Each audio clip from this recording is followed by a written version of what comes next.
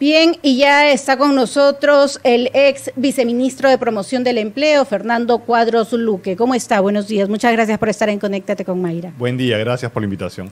Lo primero que quiero preguntarle es, ¿cuál es la tasa de informalidad laboral estatal en el Perú en estos momentos? Y le hago esta pregunta porque hay mucha incertidumbre de la informalidad que tiene el país. En el sector público hay un 10% de trabajadores informales, es decir, que a pesar de realizar labores como asalariados, como dependientes para el Estado, no están declarados en planilla y por ende no acceden a ningún beneficio laboral. Ya.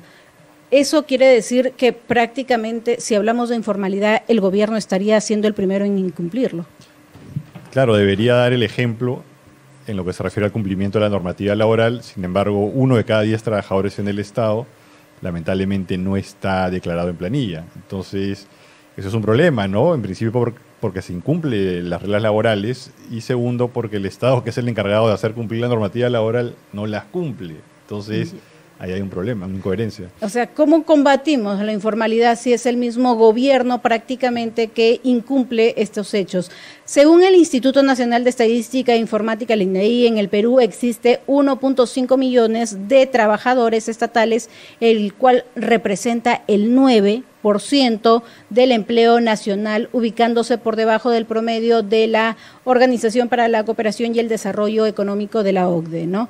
¿Qué panorama nos da estas cifras supuestamente alentadoras, ya que el año anterior teníamos el 8% y supuestamente subir 1% creo que tampoco es para festejarlo? En realidad es alentadoras, ¿no? Porque el Estado peruano, contra lo que se dice, en realidad es un Estado pequeño comparado con el mundo desarrollado, incluso con la región latinoamericana.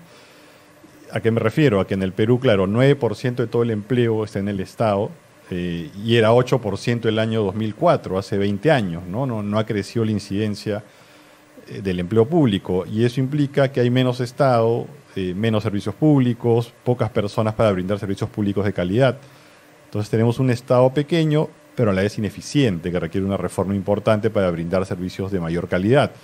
En los países OCDE, digamos que el promedio del empleo público está alrededor del 15, 16%, ¿no? Una ventaja. Y hay países como los escandinavos donde el empleo público está alrededor del 25% del empleo del país. Porque claro, ahí los servicios públicos son 100% estatales, hablo de salud, educación, seguridad, transporte, entre otros, y son de calidad, ¿no? Entonces, en el Perú tenemos que buscar incrementar la llegada del Estado a nivel nacional. Hay localidades donde no hay Estado en la práctica y también que la calidad de estos servicios brindados por el Estado sea óptima. Exacto. Algo que usted acaba de decir, calidad y también el hecho de meritocracia, ¿no? La gestión pública se ha visto últimamente y hace muchísimos años muy manchada por dedocracia, por favores políticos, que esto pone en riesgo la buena práctica de la gestión pública.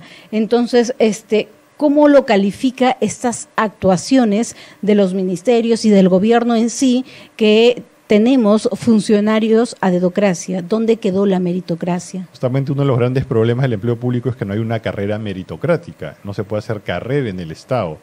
Hay una diversidad de regímenes laborales, cada uno con reglas distintas, y muchos de los cuales se prestan pues para los nombramientos efectivamente a dedo, de personas que no cumplen con el perfil del puesto, se acomoda el perfil del puesto a la, digamos, trayectoria laboral de la persona, sin que sea la requerida por el Estado necesariamente. Y bueno, y las personas que entran de favor terminan siendo permisivas con la corrupción, como ya hemos visto, ¿no? Porque su puesto depende de que se subyuguen a la voluntad de quien los contrata. Dijo la palabra clave, corrupción. Ahora, ya lo dijo todo prácticamente, pero ¿cuánto afecta el hecho de tener justamente este tipo de funcionarios a dedocracia? Lo vemos en el día a día, ¿no? Con una salud pública ineficiente, con profesionales de la salud que no dan la talla en muchos casos. Hace poco ha habido lamentablemente el caso de una persona que ingresó con su madre al Hospital Regagliati en salud, caminando la señora y ha terminado con un infarto cerebral, con muerte cerebral, ¿no? Y aquí no pasa nada, parece. Y eso no sale en los grandes medios de comunicación, ¿no? Entonces ahí está el problema, pues, ¿no? O lo que pasa en el Congreso, ¿no? Con personas que entran a dedo, que no tienen ningún tipo de experiencia profesional vinculada a la labor que deben cumplir en el Congreso, ¿no? Los ministerios también, plagados de personas que no cumplen el perfil del puesto, no tienen una trayectoria profesional adecuada, y que básicamente están ahí como parte de un favor político, ¿no? O porque alguien dice contrata a tal persona que es mi amiga, que es mi ahijada. Incluso los puestos de trabajo terminan costando o recortándose los sueldos. Así es. Y eso se traduce pues en una mala calidad de los servicios públicos en el país. Y esto se traduce a los derechos laborales también en el recurso humano, en el ejercicio de sus funciones. ¿Hay un respaldo en este sector público? Ya nos dijo que no, pero ¿cómo lo describiría? Hay varios problemas, ¿no? Aparte que no hay una carrera meritocrática que atraiga a los profesionales más talentosos, con excepciones evidentemente. También pues hay muchos regímenes laborales con reglas distintas que generan desorden en el manejo del recurso humano en el Estado, algunos con beneficios recortados como los CAS, ¿no? Los CAS, que son más o menos el 25% del empleo público, tienen menos derechos que otros regímenes laborales, no tienen CTS, digamos tienen aguinaldo, que es un pago mínimo, no es una gratificación propiamente, entre otros, digamos, derechos minimizados, ¿no? No pueden ejercer en la práctica de manera plena sus derechos colectivos, ¿no? Como la sindicalización y la negociación colectiva, lo que limita su posibilidad de crecer laboralmente. Tenemos la informalidad que ya mencionamos en el Estado del 10%, un conjunto de problemas pues, que limitan el desarrollo pleno del capital humano en el Estado y que a la vez las personas puedan brindar servicios de calidad. Y se presta para la corrupción también. Totalmente cierto. Una de las entidades o uno de los más afectados ha sido Salud. Es una institución que más ha reclamado justamente por el personal profesional, donde se han visto vulnerados sus derechos a términos que puedan llegar a dar la solución, porque no existe una política resolutiva de dar solución a estos conflictos. Existen diferentes tipos de regímenes. Ahora, ¿cuáles son para usted los que deberían quedarse, los que deberían no existir y los que vulneran los derechos laborales? Deberíamos ir hacia un régimen unificado, que es el que plantea justamente la reforma del servicio civil, vía la ley 30.057, que lo que busca es que los trabajadores bajo el régimen CAS 276, ¿no? La carrera pública estatal antigua, y el régimen privado 728 sean parte de un único régimen donde tengan estabilidad en el puesto de trabajo, exacto, pero una estabilidad vinculada a su buen desempeño, ¿no? Una estabilidad meritocrática. Así es, vinculada, digamos, a cumplir determinado perfil del puesto, a ingresar de manera meritocrática y también a mostrar en el día a día un buen desempeño en sus funciones. Entonces, esto creo que debería acelerarse. No es una reforma que evidentemente cuesta dinero. Servir estimó un costo de 8.000 millones de soles aproximadamente a nivel del gobierno nacional y los gobiernos regionales, pero es algo que se tiene que hacer de todas maneras. Si no, ¿cómo tenemos políticas públicas de calidad si es que no hay profesionales o técnicos especializados y que tengan que implique tener un cuerpo meritocrático, digamos, un cuerpo de trabajadores públicos potente, poderoso, que no responda, digamos, a determinados favores políticos, ¿no? Sino que, digamos, responda a sus obligaciones como servidores públicos.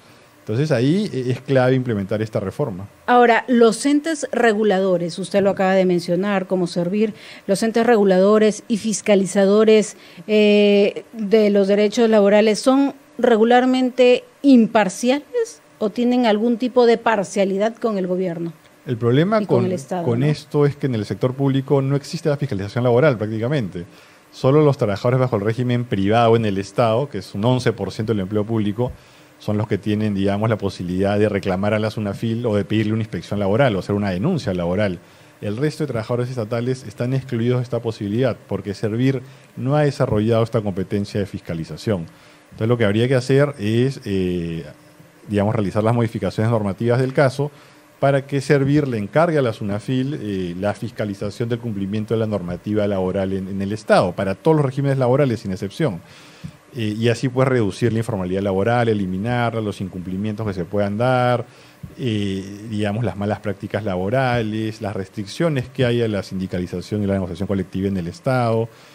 Creo que a eso deberíamos apuntar, ¿no? El cumplimiento de la normativa laboral en el Estado vía esta fiscalización laboral, con una lógica no de multar económicamente a las entidades, que no tiene sentido, porque la plata se movería de un lado al otro del Estado simplemente, sino una lógica más bien de sancionar administrativamente a aquellos malos funcionarios que incumplen las normas laborales. Para concluir, doctor, la informalidad que existe en el Perú, prácticamente la informalidad laboral también es producto de la contratación del sector público, de la manera con la que lo hace, de los regímenes que tenemos y de que el Estado peruano simplemente es el primer actor informal. Es uno de los componentes, ¿no? Claro, no es el principal, digamos, hay mayor informalidad en el sector privado, eso es cierto. ¿Pero de dónde viene? Pero el Estado debería dar el ejemplo, ¿no? Exacto. O sea, en el Estado no debería haber un solo trabajador fuera de planilla, ¿no? Si se cumple una labor como subordinado, dependiente, asalariado. Entonces, si no, ¿con qué cara, digamos, el Estado puede hacer cumplir la normativa si él mismo no la cumple como empleador? Entonces, ahí hay un problema serio, ¿no? Que debe solucionarse en el corto plazo. Una cuestión de decisión política, se puede hacer rápidamente, pero lamentablemente las malas prácticas, las malas costumbres se arraigan y luego son difíciles de dejar de lado. Ya sabemos que las malas costumbres y más de este gobierno siempre traen mucha consecuencia.